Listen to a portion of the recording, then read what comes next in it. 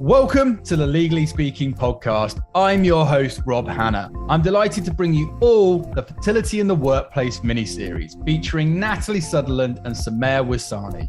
Natalie is a partner at Burgess Me, a family law firm and their first fertility officer. Natalie has experience handling surrogacy matters based in the UK and internationally. She deals with surrogacy, assisted reproduction law, and donor conception.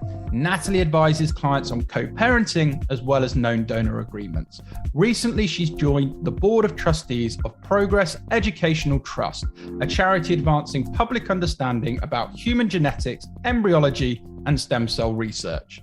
Somaya is the CEO and founder of Mimosa Fleur, a boutique executive search firm in the legal sector. Somaya was previously a family and divorce lawyer at Kingsley Napley and Russell Cook LLP.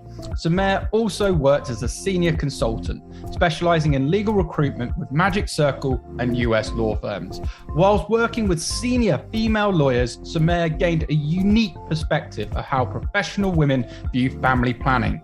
Also, how law firms are beginning to enhance their health packages to include fertility treatments. The mini-series will delve into how fertility in the workplace can be addressed more openly and how law firms can do a better job at acknowledging the challenges faced around fertility. The series looks into tackling fertility issues as a lawyer, in addition to family planning and becoming parents.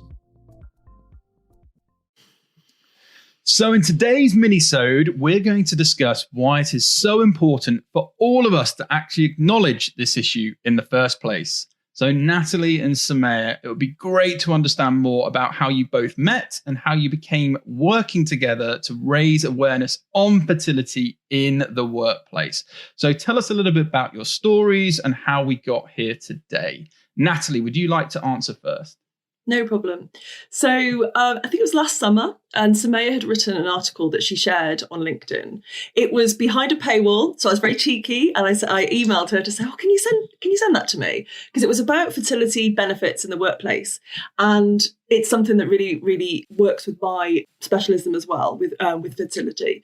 So I wanted to read what she'd written for a start, and it was about these fertility benefits being introduced in these big law firms. I think it was Cooley and Clifford Chance, and how obviously that's a really good thing, so that it's acknowledging the issue. But for me, I was also thinking, well, I don't think that is the answer necessarily, because if you are introducing things like egg freezing, for example, you are potentially putting off your baby making for later for career reasons. And it's absolutely valid to do that. But there also needs to be this acknowledgement that if you're having children later in life, it's perhaps going to be more difficult. So for me, I was like, well, actually, what would be better is if there was law firms where there was a completely open culture for people to be able to start their families whenever they were ready themselves, and for that to be fully supported in the workplace, so that there wasn't this feeling of, I need to put it off until I get to a certain stage in my career. I need to have got, just lots of things ready before you're, ready. If you're ready to have children now, why not have them now? So we were talking about. So I sent Somaya an email to say how great her article was, and I was like, I think we need to be doing more about this, because with the pandemic, there was a lot of talk about wellness in the profession, and everybody started talking, and everyone was really acknowledging it. And I was like, well, this is really, really good. It's really good that everybody's acknowledging that wellness is really, really important. And I was like, well, fertility issues is also really, really important. So that's when I came to Somaya and said, what can we do about this? And then she suggested an event, and I'm sure Somaya will tell us about that. Absolutely. And thanks so much for sharing that. And Somaya, did you just want to tell us a little bit about your story first, and then we'll jump in? Sure. So where to start? So in brief, what precipitated actually all of this was working at a very senior level in the market, predominantly with partners, and actually wanting to put a little bit of a microscope on working more with women. So what started on more of a sort of a diversity and inclusion initiative and trying to really hone in on that meant that actually I was constantly speaking to senior females who were, whether it was sort of subtly telling me or explicitly telling me that fertility was a really big thing in their life at a certain stage of their career. And having had my own difficulty, having suffered an ectopic pregnancy in 2014 at work, which resulted in emergency surgery. It was all very dramatic. And actually at that point, that was what really was the impetus for me to sort of stop, recalibrate. And the right thing for me was to leave law. But I was constantly speaking to women, Rob, that were having, clandestine fertility treatment, that were going to, rushing between an egg retrieval and then rushing to a meeting, or an egg retrieval and then flying to the airport, or, an egg transfer and then going straight into a massive pitch in front of one of the world's super majors. Or it was, I had one candidate that had a DNC in the morning and then went to an interview with, six members of a management committee in the afternoon.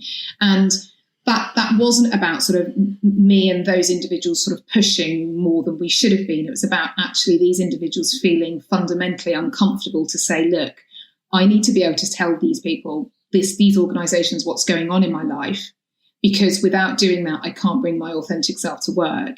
And what you were finding is that it was just layers and layers and layers of pressure. And you had these people that were coming to, they were just shrouded in fear all of the time, because they were very fearful and terrified about actually how their fertility journey was going to end. And obviously, we know that fear-based thinking produces fear-based results. So it was just compounding the fertility problems they were having. And equally, they were having a whole host of fear and shaming and guilt at work. Their concern was that the moment somebody finds out that actually a big part of their life at the moment is trying to conceive a child, or a second child or third, whatever it may be, in some way they would be prejudiced professionally.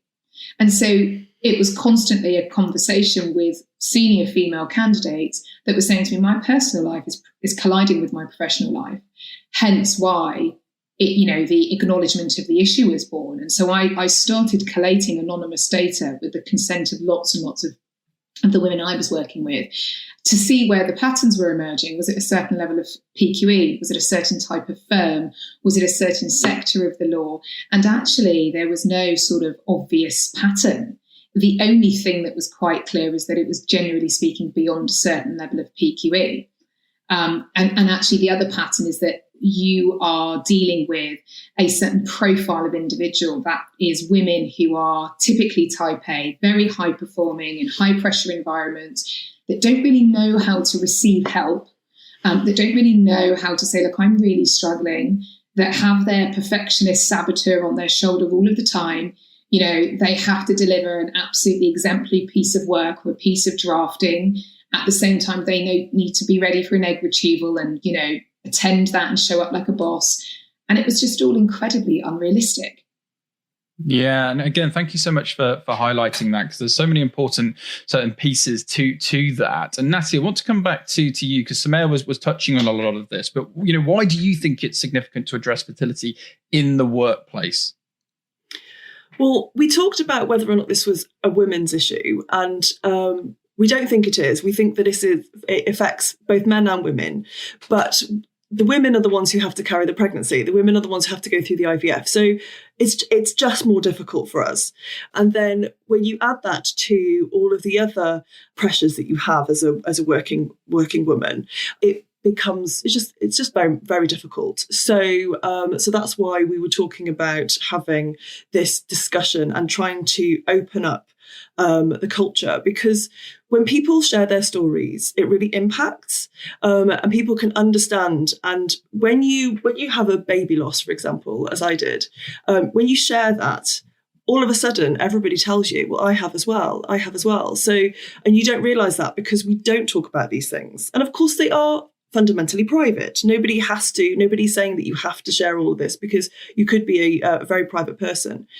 But for those people who want the help or need the help, what would be helpful for women generally, I think, is to have that working culture whereby starting a family, and whether that's easy or difficult, is supported and acknowledged as something that's happening. Because, as Somaya said, it being secret and keeping your private life very separate from your working life, you can only do that up to a point. At some point, they are going to collide, as Somaya said. And what you don't want is for both of them to be negatively impacted. Going through fertility treatment is incredibly stressful, and these hard-working women want to do well in both their job and obviously want to achieve pregnancy. So creating a culture whereby more women are talking about their stories, and we're seeing this fundamental shift. I really believe that, because we are seeing lots more law firms introducing these policies. They are acknowledging that this is going to be beneficial, that women should have this available to them, and it's available to men as well. So. Yeah, and again, fabulous points. And I just want to stick with culture, Somaya, and come to you. Do you believe there is a culture of shaming women for starting to have children early on? And if so, why is this? I think it's a really good question, and it's not an easy one to answer. But I think, coming from it simplistically, yes. But what that shaming looks like can mean different things for different people. And actually, sometimes it doesn't necessarily come directly from an employer or a manager or a supervisor or a head of team. You can sort of be shaming yourself, or you can be made to feel like you're being shamed by your colleagues. And I think that's another reason why, for us, it was so important to make sure we were acknowledging this issue in the workplace. Because my observations certainly were that actually it was becoming a sort of mini pandemic of its own. You know, I was just staggered by the number of women who were on this journey or had been on this journey and had never spoken up about it. And it's not, I think one of the reasons actually it was quite, I think my perceptions of what these women were going through were heightened because I'd been through something similar myself. And perhaps had I not, it would have been much harder for me to open up the conversation with these women. And I might not necessarily have noticed the subtle cues that they were giving me. But I think that there needs to be a massive culture shift on two fronts. I think, firstly, we need to move away from this sort of unspoken rule that there is a certain point in your career where you do not have children, and you shouldn't be thinking about that until a certain stage, level, promotion, whatever that might be. And I think that there needs to be a culture where women are encouraged to receive help and support from firms, colleagues, etc. Because it's only then that culture of, any kind of fertility chat is taboo. Any kind of lost talk is going to put you on your firm's radar as someone that's wanting to, have a family that might not be as committed to the job, etc. It's only then that actually we can change the dial on that. Thank you. Yeah. And again, I think you raised so many valuable points that, we can all be doing a little bit more on. And I guess coming to you, Natalie, on that, how can lawyers support clients who are going through fertility issues? Support their clients? Well, so for me, I have a specialist fertility and surrogacy practice.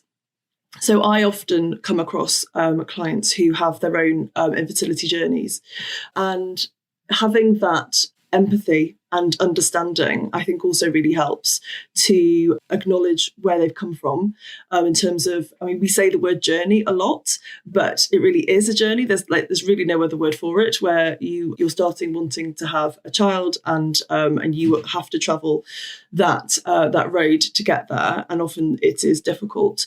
I have a specialist fertility and surrogacy law practice. So I actually have many clients who are trying to build their families from a position of infertility. So for me, having had my own journey, I think it helps in terms of that empathy and understanding that you can understand what they're going through and assist them in that way, really. Yeah, no, I couldn't agree more about empathy. And, I just want to jump to you finally, Somaya, before we wrap up. And I know you were talking a lot about allowing people to bring their authentic self, but women, experiencing feelings of shame and guilt for starting families too late. Is there ever a right time to start a family? I think it's a very good point. In my view, no. If you're asking me from a professional perspective, I would be more inclined to answer that by saying that I don't think it's ever right to deliberately delay your family planning for career reasons. if an individual is feeling compelled to do that, although they are, or as if they are in an environment which requires that, then they probably need to sit down and think carefully about whether or not that environment is aligned with what they want to achieve professionally and personally. Yeah, no, and really well said. And that brings to the close the first minisode that we have of this entire season, where I think we have addressed, why we do need to acknowledge the issue. But thank you so much, Natalie and Somaya. I look forward to welcoming you back next week when we'll be talking about how can law firms do better. But from all of us on the show for now, over and out. This week's review comes from James Moulton. 5 stars. Robert and the team were absolutely amazing to work with and really professional. Can't wait to work with them all together again soon. Thank you so much for your very kind words, James. It was an absolute pleasure working with you too. And from all of us on the Legally Speaking podcast, we appreciate you.